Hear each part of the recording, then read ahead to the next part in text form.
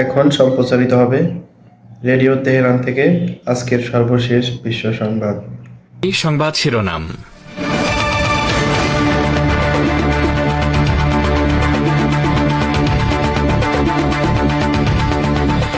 এবার লেবাননের হাসপাতালে আগ্রাসন চালালো ইহুদিবাদী সেনারা।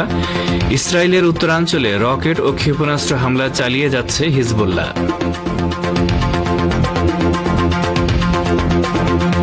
ইরানে নতুন করে যে কোনো ধরনের আগ্রাসন চালানোর চেষ্টা করলে ইসরায়েলের সকল জ্বালানি স্থাপনা একসঙ্গে ধ্বংস করে ফেলার হুমকি দিল ইরান।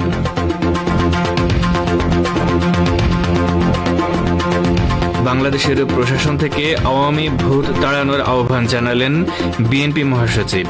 জামায়াতে ইসলামী চায় আগে সংস্কার পরে নির্বাচন।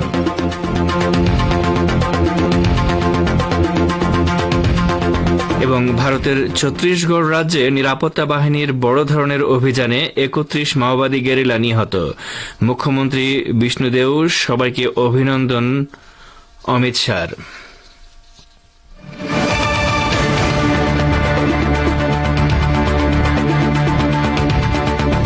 আসসালামু আলাইকুম। বিশ্ব সংবাদের গুরুত্বপূর্ণ অংশগুলো শুনলেন, এবারে বিস্তারিত। পরিবেশনায় রয়েছি রেজওয়ান হোসেন। দক্ষিণ লেবাননের বিনতে জাবিল শহরের একটি হাসপাতালে হামলা চালিয়েছে দখলদার ইহুদিবাদী ইসরায়েল। গতরাতে বিনতে জাবিল শহরের শহীদ সালাহ গান্দুর হাসপাতাল লক্ষ্য করে কামানের গোলা নিক্ষেপ করা হয়। এর ফলে ৯ জন লেবাননি মারাত্মক আহত হয়েছে। সবার অবস্থা আশঙ্কাজনক। ইসরায়েলি বাহিনী ইচ্ছে করেই লেবাননি ডাক্তার, নার্স ও অ্যাম্বুলেন্স লক্ষ্য করে হামলা চালাচ্ছে। তাদের হামলায় এ পর্যন্ত ইসলামী ত্রাণ সংস্থার ১১ জন ত্রাণকর্মী শহীদ হয়েছেন। এদিকে লেবাননের হিজবুল্লাহ ইসরায়েলি আগ্রাসনের জবাবে রকেট নিক্ষেপ অব্যাহত রেখেছে। শুক্রবার রাতে ইসরায়েলের উত্তরাঞ্চলে ৭০টি রকেট নিক্ষেপ করা হয়েছে। হিজবুল্লাহর প্রতিরোধ যোদ্ধারা জানিয়েছেন, গতকাল সকাল থেকে এ পর্যন্ত ইসরায়েলের বিভিন্ন অবস্থানে ২৩টি অভিযান পরিচালনা করেছেন তারা। গাজায় ইসরায়েলের নির্মম গণহত্যার প্রতিবাদে গত প্রায় ১ বছর ধরে দখলদার বাহিনীর বিরুদ্ধে যুদ্ধ করছে লেবাননের হিজবুল্লাহ।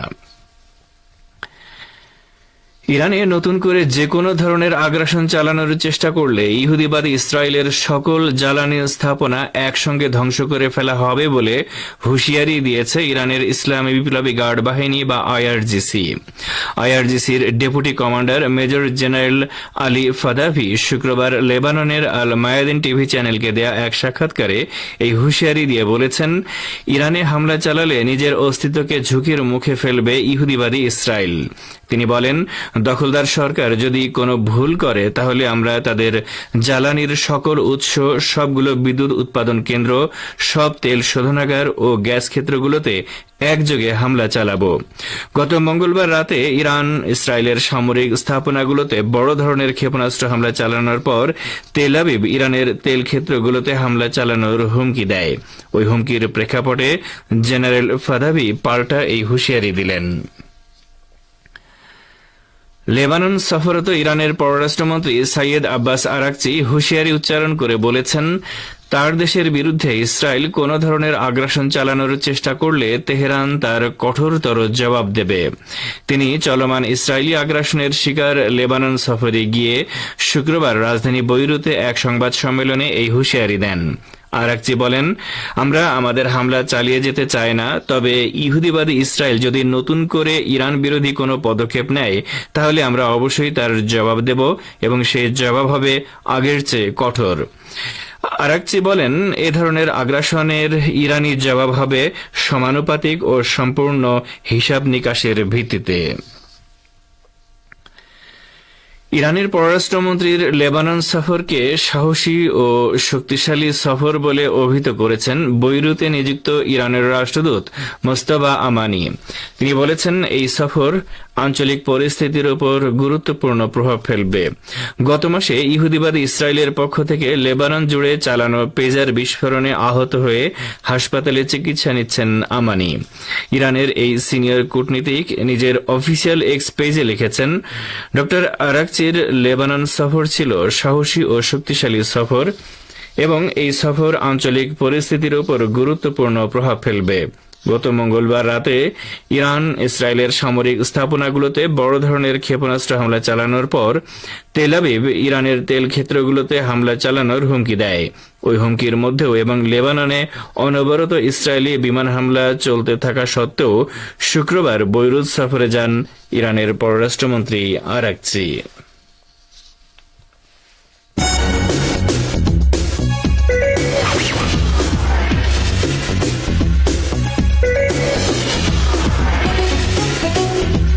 রেডিও তেহরান, খবরের সঙ্গে 24 ঘন্টা। ভিজিট করুন আমাদের ওয়েবসাইট parstoday.ir/dn।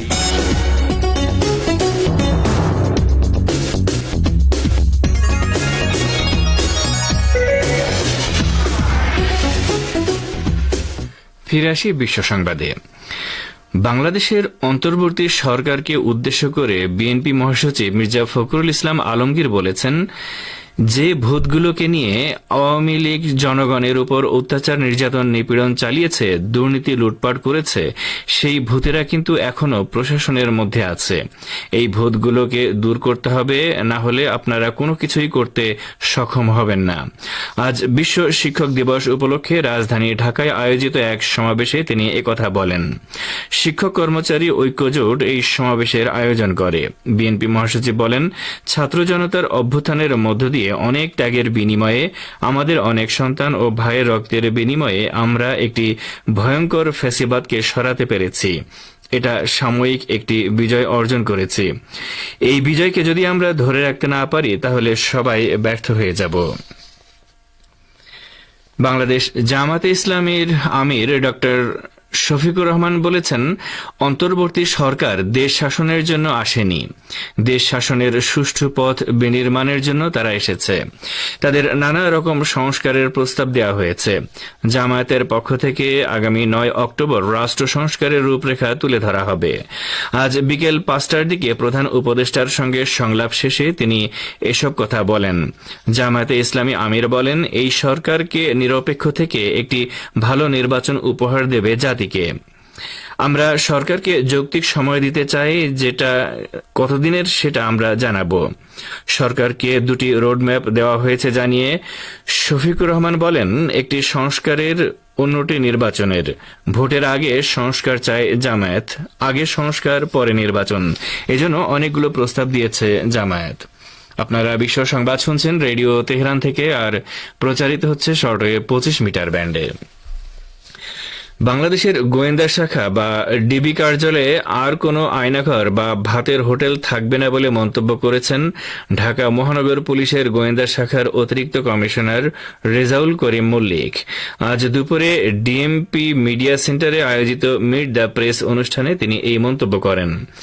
রেজাউল করিম মল্লিক বলেন, আমি স্পষ্ট করে বলে দিতে চাই, ডিবি অফিসে আর আয়নাঘর হবে না। ডিবির কলঙ্কিত অধ্যায়ের অবসান ঘটবে, সবার জন্য ন্যায় বিচার নিশ্চিত করা হবে। তিনি আরো বলেন, ডিবিতে নায়ক নায়িকা বা সেলিব্রিটিদের আড্ডাখানা হবে না, থাকবে না কোনো ভাতের হোটেল। ডিবি জবাবদিহিতার ঊর্ধ্বে নয় উল্লেখ করে অতিরিক্ত কমিশনার বলেন, আমিও জবাবদিহিতার ঊর্ধ্বে নই। যতদিন ডিবি প্রধান হিসেবে দায়িত্ব পালন করব, ততদিন ন্যায় বিচার, সততা ও পেশাদারিত্ব বজায় রাখব।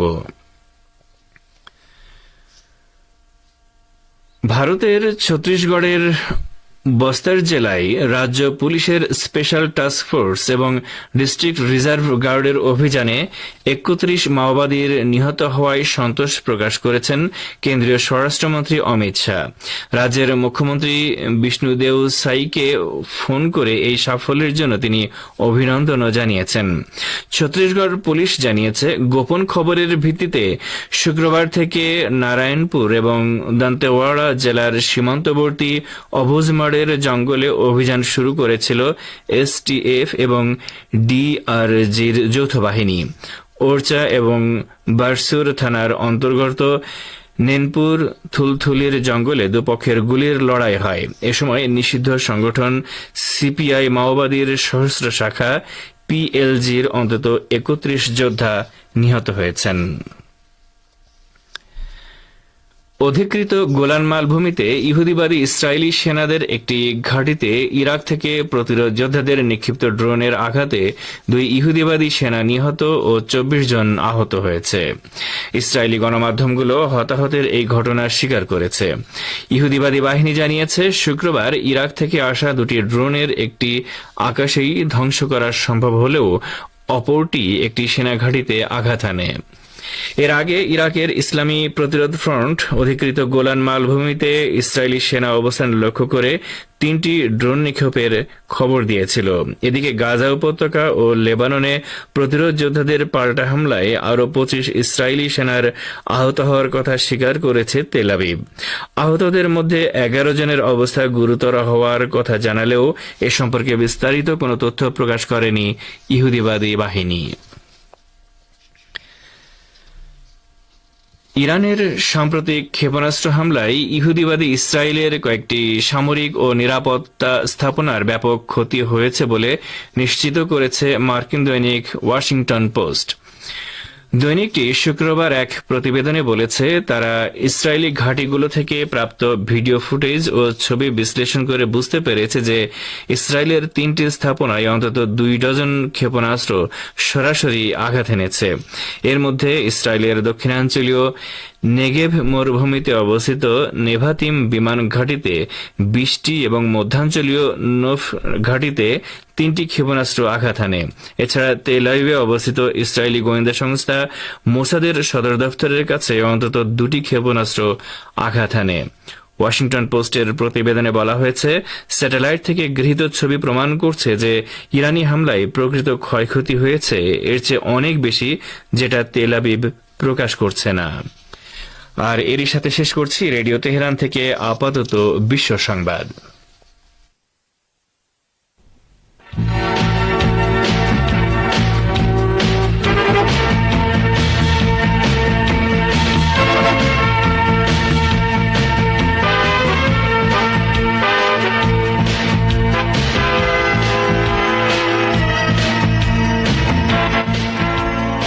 বিশ্ব সংবাদ শুনলেন রেডিও তেহরান থেকে।